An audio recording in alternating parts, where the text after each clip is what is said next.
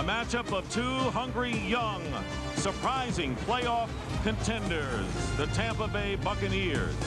7-4, 8-4, and the New York Giants 7-4-1 meet before a sellout crowd at Giant Stadium. And we know about the Tampa Bay weather jinx, which has stymied them.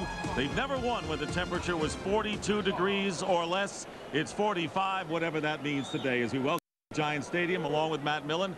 I'm Dick Stockton, and who would have thought that at this stage of the race, hard to believe, really, that the Bucs and the Giants have so much at stake in the game today, Matt. Well, when you look at them for where they came a year ago, you'd say that. But if you looked at their team and how they're constructed, specifically with that defense, then you have a better feel for them. Because I got to tell you, any team that I've ever been on that did anything, 4 Super Bowls and championships, you always start with a solid defense, and both these teams have that.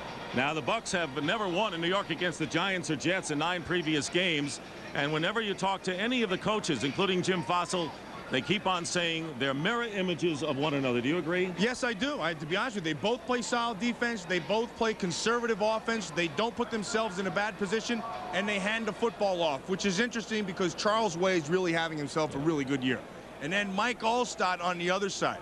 And when you get a game like this, and they do mirror each other, and defense is as big plays become a factor. And for the Tampa Bay Buccaneers, they have a guy in Warrick Dunn who can make big plays. He sure can. And right now down on the field with Tony Dungy, the Bucs head coach, is Curt Menefee. Curt? All right, Coach, what's it going to take for your team to succeed, and what's a big conference game for you coming off a tough loss last week in Chicago? Well, the Giants are playing really well. We've got to take care of the football, not turn it over, and we've got to find a way to stop their running game. All right, good luck to you today, Coach. Thank you. All right, onward and upward to Dick Stockton. Dick? All right, Curt, thank you very much. And if he asked Jim Fassel, he probably would say the same thing. We'll have the late scores for you when we return to Giant Stadium.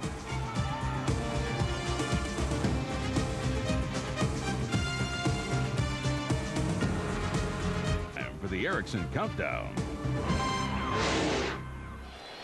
And welcome back to Giant Stadium as steady rain and the temperatures in the mid-40s. And here are the early scores bringing you up to date.